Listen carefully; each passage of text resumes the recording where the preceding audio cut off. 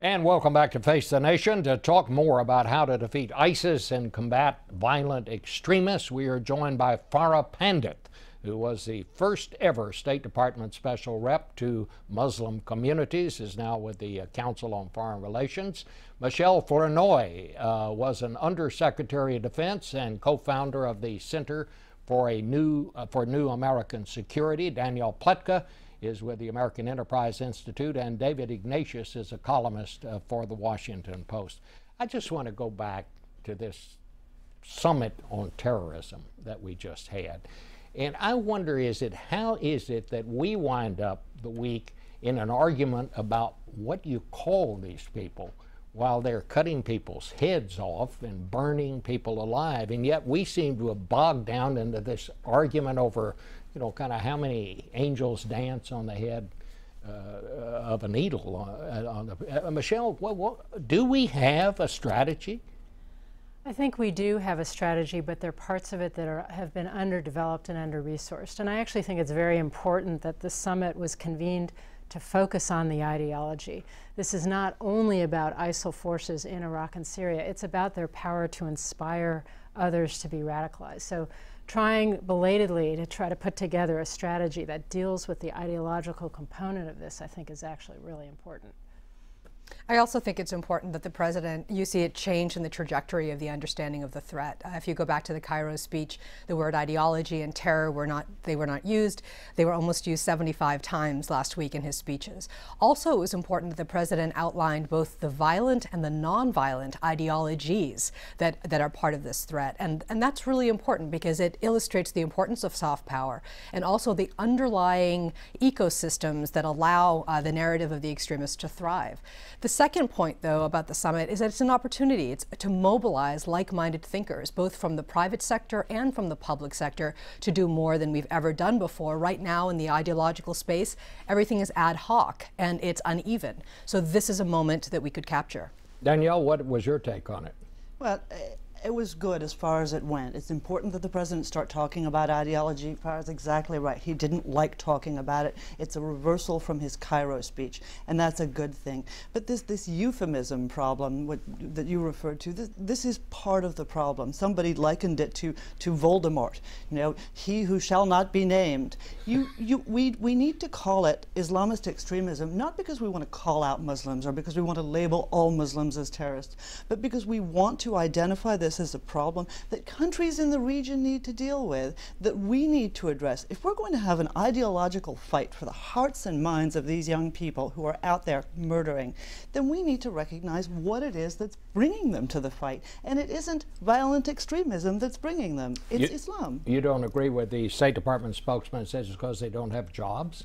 I thought that was utterly ridiculous, and I think that data would show that people join the fight not because they don't have jobs. Sure, there are lost young men and women who go because they're unemployed, but you know, you're not doing badly if you're living in Brussels or in Paris or in Manchester. Those people aren't joining because they don't have jobs. They're joining because this is an ideology that has appealed to them.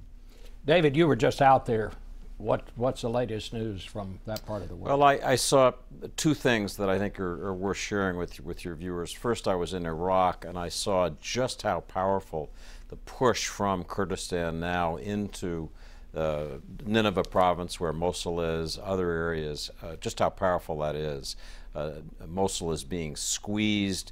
I worry that there's a rush to have the final assault on Mosul, but I'll tell you, being on the roads that have just recently been liberated, heading toward Mosul, you can see what a difference these U.S.-backed actions are making. The second thing I saw when I went to Jordan was just how powerful Arab Muslim voices speaking out against the threat from ISIS are. And this is crucial, and it's the reason that I think the rhetoric of this last week, although it seems like a question of semantics, makes some sense. I think the president at this summit was trying to make room for Arab voices, not blasting Islamic extremism, because he knows that the way that this war will be won is if Muslim countries take the lead. So let's not get in their way as they do that. And I began to see that in Jordan. Some recent statements from Egypt tell me the same thing. So, you know, we always ask, where are the Muslim voices? My sense is we're beginning to hear them. Where are they? So let me say something about the strategy to go right to it. To win the war of ideas, we have to, first of all, acknowledge that we can win it, which we can, because the solutions are there and they're affordable and they're available. But to inoculate the vast majority of Muslim millennials around the world, the one data point we have to absorb is that they're having a crisis of identity. That is the first thing. The second thing is that we have to have a strategy that is truly global. In the ideological space, to get to your point, this isn't just about one part of the world. It's what's happening around the world to Muslim millennials, and we have to connect the dots. The strategy has to connect what's happening in Central Asia to what's happening to the tri-border area, to what's happening in Brussels, to what's happening in Kenya. These things matter to millennials, and you can't win this if the strategy is only about the hard power war. It has to be about the soft power war, and to understand that the extremists are building virtual armies. While we are talking about the troops going forward, they're building armies virtually. So you have to go all in. And that's the bottom line here. You have to go all in and understand that soft power has to be deployed as aggressively and with as much respect as hard power.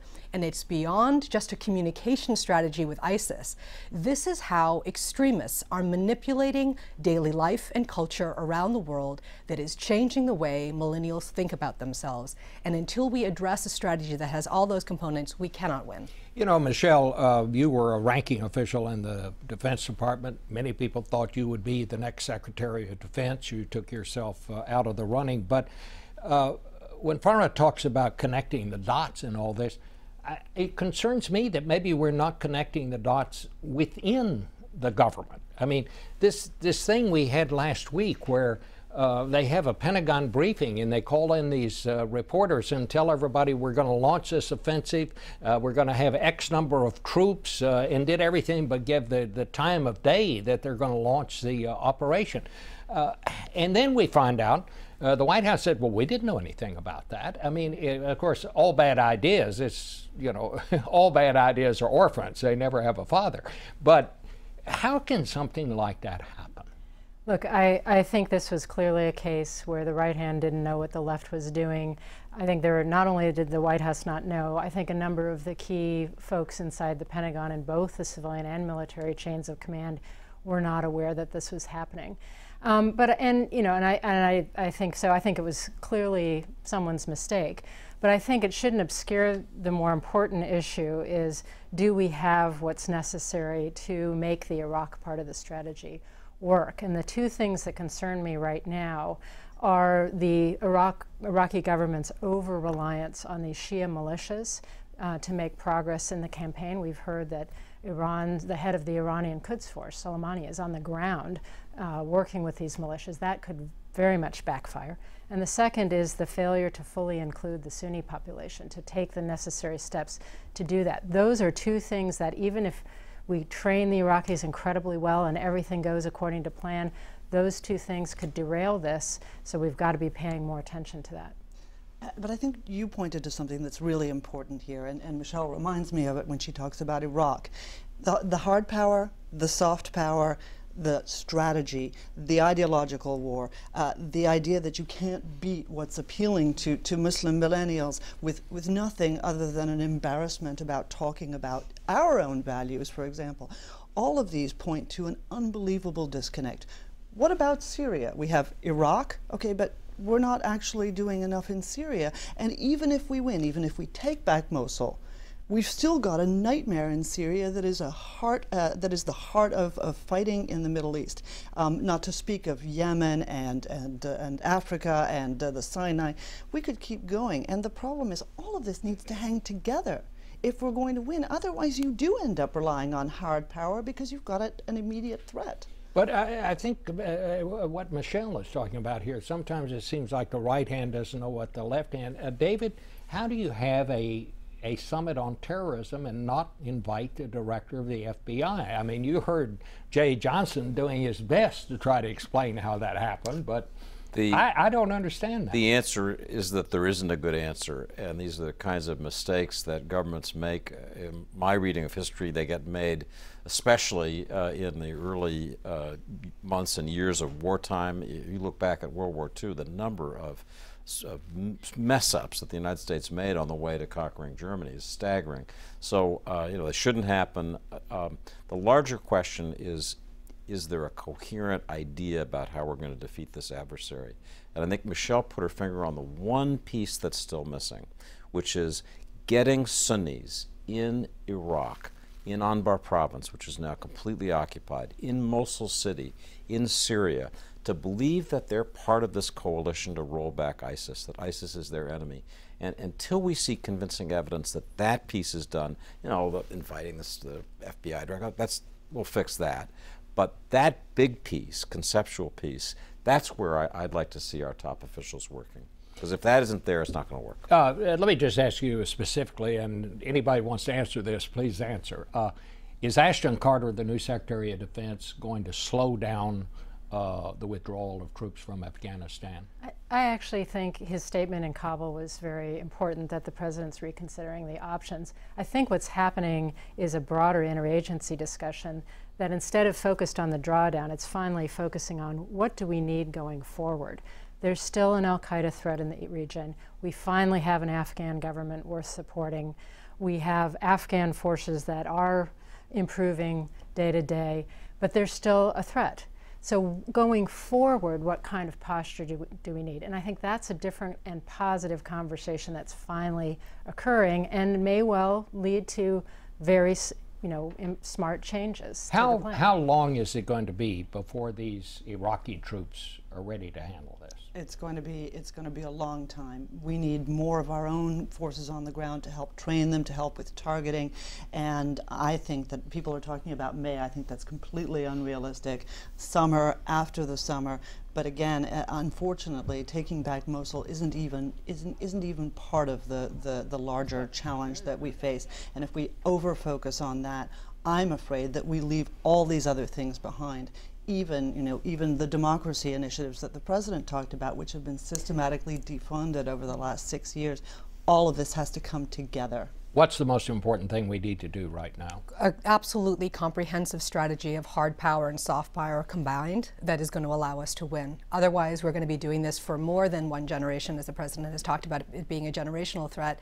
Right now, as we speak, the infrastructure has been built around the world for extremist narratives to thrive. And you're seeing that come out in a lot of different ways. The poking at the diversity of Islam, they are doing this in a really real way so that young millennials don't know who they are. They don't know how to look at their heritage in a particular way. They're absorbing a new kind of Islam to represent who they are. All of this is going to have an impact on our bottom line. And if we take our eye off that ball, we're missing the forest for the trees. Is there realistically any kind of a coalition coming together here?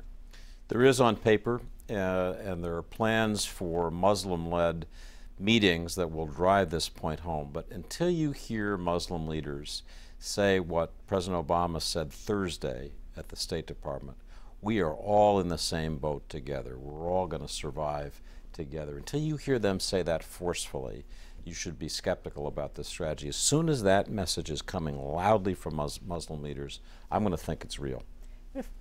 This is the problem. The president was, in fact, standing there alone, not with the King of Saudi Arabia, not with the royal family of the United Arab Emirates, not with the Kuwaitis, alone. And as long as they're not part of this discussion, as long as they can, with one hand, continue to support extremism like the Qataris, and with the other propitiate the Americans, you're going to have a big problem. I agree with you entirely. But I do think we are seeing a turning point. After the barbaric burning of the Jordanian pilot alive by ISIL, the reaction, the spontaneous and real reaction across the Gulf to say this is not the Islam that we know, this is not something we are willing to support, the courageous steps that the King of Jordan has taken, and many other voices starting to speak out. I actually think that's an important potential turning point. But it's the sustainability of that emotion. And that's what I'm saying. Everything has been uneven and ad hoc. It has to be sustained and real. We're playing their game. That's the problem. The reaction was to the immolation of that Jordanian pilot, not to the rise of ISIS, not to the spread of ISIS. And you cannot rely on the enemy to dictate what our allies are going to do. This is a matter of principle or not having the principle, and I worry about these countries a lot. we have to stop there. Thank you all very much for a Thank you. great discussion. I'm going to talk to former President Obama presidential advisor David Axelrod when we come back.